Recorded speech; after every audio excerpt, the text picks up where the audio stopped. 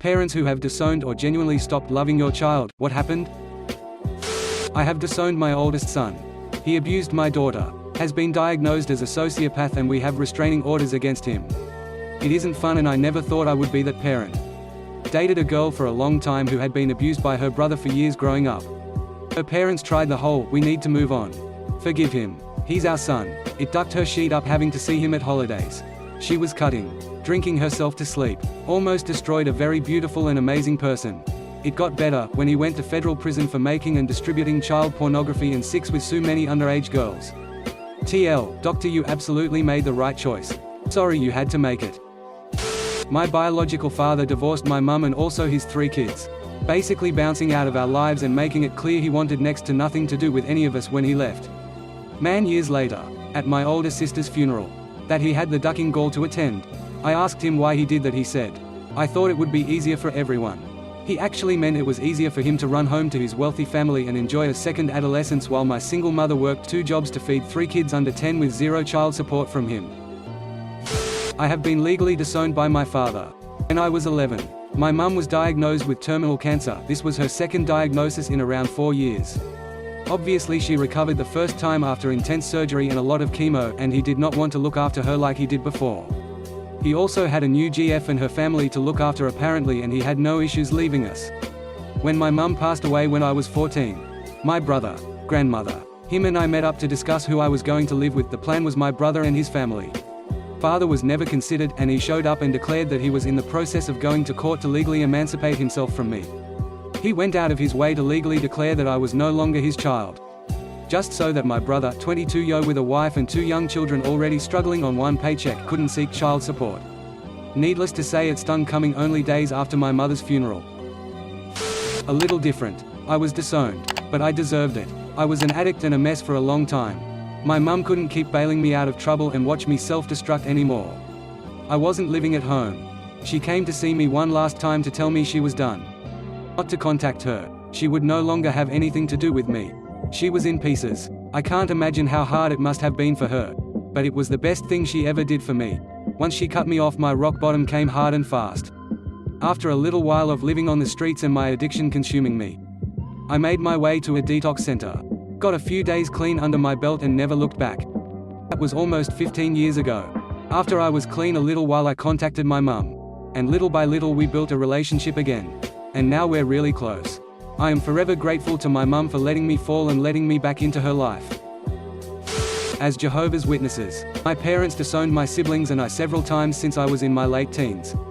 One of the JW rules is that you do not associate with others who know the truth but refuse to follow it. Including family and parents are encouraged to disown any children who have left the religion. The first time was when I was 19. It upset me. I was heartbroken, and eventually they changed their minds only to do it again a couple years later, and so on until I stopped caring and no longer attempt to be a part of their lives at all. I disowned a family member. Not a child though. We were very close. Until he ended up being caught in a pedo sting. And I turned my back and haven't looked back. I have a sister the age of the girl he was supposed to meet. I can't associate with scum like that. FYI. According to my sister, nothing was ever done to her. Not a parent. But my parents stopped loving me the moment I was disfellowshipped as a Jehovah's Witness. And I was promptly kicked out. I knew nothing of how to live on my own at the time. But I had a decent job and survived. My brother stopped associating with them 2 years later and lives with me. And they since moved away, 1,500 miles away to be exact. It's easier to tell people I am orphan or that I do not have parents. 'Cause it's hard to explain how they would stop loving or want to associate with their own son over some stupid cult rules. I hope my mum answers this one. My parents disowned my oldest sister. She always struggled growing up more than us. She became a teen mum with a bad older dude. Partied a lot, etc. But my parents helped her a lot. They do okay for themselves. But had a no co-signing rule for all 6 of my siblings and I. Still, they co-signed for her house so she could get a head start. She didn't pay the mortgage for almost 3 years before my mum got served in front of all the other nurses at her work. My parents worked tirelessly to try to work out deals where my sister and her family kept the house and got some leniency. But to no avail, because my sister never showed up for court dates. During this time, she paid $12,000 for IVF and got pregnant with her 5th kid. When my mum demanded some of the money back, She accused my dad and my brother of beating her sons when my parents took them to Disney World. He didn't, and said she'd file a police report if he asked for money again. They kept asking. 'Cause it wasn't true. She awkwardly joined us for Christmas. And punched my brother in the face during the meal for humiliating her oldest son by asking him if he wanted to work at my brother's company for good pay. Her oldest son is in and out of jail. And my brother was trying to help him after his release. But her son said he didn't want a job and got mad. She then called the cops and told them the same brother had illegal gums in his truck. And they came on Christmas night and searched his truck, no gums found. Needless to say, she is not welcome anywhere near any of us, and my mum still cries about it. But refuses to talk to her again. Not my story. But in a similar thread to this one, asking parents about when they realized they raised a monster, someone linked to this post. TL, doctor of that post, the son was a dipshit as a teen but took it way further by eventually raping his own mother, who committed suicide a year after. I wouldn't say I've disowned or stopped loving my son. But it's real tough to find love for him. He's almost 14 next month, and he's currently out of our home at a treatment facility. He's averaged 2 arrests a year for the last 2 years. And he's attacked my wife several times. Our daughters several times. And the neighborhood kids several times. He's run away from school. Run away from home. And tried to push me off the roof of our house after threatening to jump off and hurt himself. We have become that family in our town where the police are called to our home on a semi-regular basis. He's been getting more violent as he gets older, not to mention bigger and stronger, and I honestly don't see an end in sight. The key fact I'm leaving out is that he's been diagnosed as high-functioning autistic and is also bipolar. That's like putting walls around a tornado and expecting it to stay inside the walls. A lot of what has occurred he had little control over because of the way his mind is, where he's constantly at war with himself. Structure versus chaos. And my wife and I have tried desperately to give him the best life we can while keeping ourselves and our daughters safe. I'm tired, it's been 8.5 years we've been going through this with him, and I've been ready to throw in the towel on him for a while. But my wife refuses to let him go. So we wake up every morning trying to give him the best life for him and our girls. Since it seems to have widened a bit. A family torn apart, based on an aunt and her niece. Aunt starts signs of dementia at a relatively young age. Is moved into an assisted living home. Niece, who bounces around jobs, gets hikes to go visit her about once a week. Take her out to the mall or a walk in the park. Whatever. Paid handsomely. We get an alert that aunt has a check bounce from her account that should have $5,000 in it. Niece has drained the account. Proven beyond a doubt. With receipts. Niece would take aunt to aunt's bank machine every Friday and withdraw $200. And fill her car with gas aunt can't drive. And charge us hours when she clearly didn't spend hours with aunt. Charged us claiming she took aunt to appointments. There was no appointment. We can actually call the doctor, FYI. The family rift? For some bizarre reason niece's family took her side. I've disowned one of my siblings, still have 5 other siblings. My sister is just a horrible person. She's the youngest of the 7. And she's been rotten since she was a teenager. She is much younger than the rest of us. So while the other 6 grew up together, she was almost like an only child. She treats everybody in her life like they're here to serve her needs.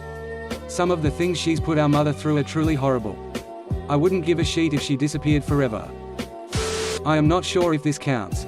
I didn't disown him, but I went through a dissociative episode after some really intense trauma.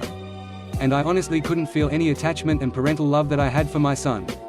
I tried not to show it, and behave as normally as possible because he was a child at the time and couldn't possibly understand what I was going through.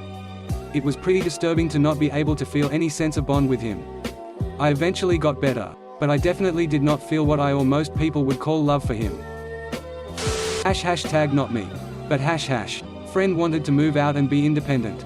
Which was appropriate, because she was 22. Her parents wanted to keep her under their thumb, and told her she couldn't move out. A huge argument ensued. She grabbed all her stuff and left, and was promptly disowned by both parents. Makes sense, right? My mother and her sister were both adopted into a great family. Recently, my grandfather fell ill and we were told to prepare to say goodbye. So the family gathered. My grandmother has had a hard time with her memory since she had a brain hemorrhage. But she welcomed my aunt into her home during this tough time. Whilst my grandfather was in his final week, Wendy, aunt, took my grandmother's ATM card and proceeded to spend well over $1,000 on herself and get herself a motel room. She ALSP attempted to steal their car. When my uncles found out, she basically disappeared into the wind. After my grandfather passed and his funeral was all sorted, my grandmother went to an attorney to write Wendy out of any inheritance she would get from their estate when she passes. She didn't press any formal charges. Because the whole process would have been lengthy and more painful for her. She didn't need the extra stress. I'm pretty sure one of my uncles also threatened Wendy to make sure she stayed away from my grandmother from now on too. My father said my mother's issue was she had too many children and it gave her some kind of brain fever. Much like a dog that loses its mind after having too many puppies. My mother said my father felt trapped by me. He was planning to leave when it was just my two older brother, and then my mother got pregnant with me and he felt obligated to stay. Now that I'm an adult with two kids myself, I think I realized that both of my parents are just extremely mentally ill and incapable of loving anyone, including themselves. My family disowned me because I disowned my mother. I was sexually groomed and abused, tortured by her husband for years, and when I finally told her, she not only didn't believe me, but stayed married to him for 7 years. I had to move out at 16 to get away from how I was being treated. Then when I finally began speaking to others, she started to cover her as with her social circle by telling them that I seduced her husband. I cut her off for years, and didn't ever want to see her again, but my family bullied me to just get over it and have a relationship with my mother, and that I was hurting her. Even my sister, who knew what happened, knew I stayed for so long to protect her, fell into a trap of my mother whining to everyone around her and painting me as a liar. About 4 years ago she was very suddenly diagnosed with advanced cancer and didn't have much time. I was moving out of my home state and everyone told me I needed to see her before I left. That I needed to be there. But I didn't want to. In the end everyone turned their back on me. They were so mad I wouldn't just forget my trauma just to say goodbye to someone I hadn't loved for a long time. And rightly so. Edit, I'm getting a lot of replies, so I just want to say thank you and send you all virtual hugs. I'm okay now. I'm grown up, and though I was set back in a lot of ways life-wise, I came out on top for the best. Anyone who is also experiencing this, you aren't alone. And if you need to talk, I'm here. Okay, so far everyone is disowning their parents. But no parents disowning, no longer loving their children. Interesting. Because it's a younger demographic, or do parents not want to talk about it? Not the disowned child, but my older brother is. He has been a petty crook as long as I could remember. Into hard drug us since his pre-teens. And pretty much a full-blown sociopath. He treated every girl in his life like meat. I remember him as a teenager calling his girlfriend a slutter, and because she didn't want to blow him. When he knocked some chick up years later. He had a daughter, and one of the first things out of his mouth in the hospital after her birth was, "She's gonna grow up to be a who or like her mum." Let's just say that child is better off not having him as a father figure. She's been adopted since then and is living a happy childhood last time I checked. He treated my parents like trash. He would be in and out of jail and they would take him in whenever he was out. Then he'd find a job, lose it, and go back to jail. Rinse and repeat. He would get in physical fights with my mum, dad, me. He'd kick our dogs, cats, etc. We'd have to get new drywall to replace the holes he punched through those walls. He'd have freakouts and smash things all around the house. Living with him was a nightmare. The last straw was him walking out on his kid and her mother. And starting a gang fight at our house over a drug deal gone wrong. Things got really violent and I'm pretty sure weapons were involved. He left the house, and on that very same night, he came back because he needed a place to stay. When my dad said no, he started fighting my dad. I stepped in at that point and almost beat the hell out of him. No one ducks with my dad. No one. It ended with my dad having to hold me down to stop me from killing him. And my brother walking away down the street yelling obscenities. Haven't seen him since. This was 6 years ago. At this point, he's either in jail or dead. I may have every reason in the world to hate him for everything he's done. But I don't. He's a tortured soul who has let his demons get the absolute best of him. Plain and simple. I just hope that he finds some kind of peace. Even if it takes death for him to do so. Bill, if you're reading this, you're my brother and I still love you. And I hope you're okay. Wherever you are.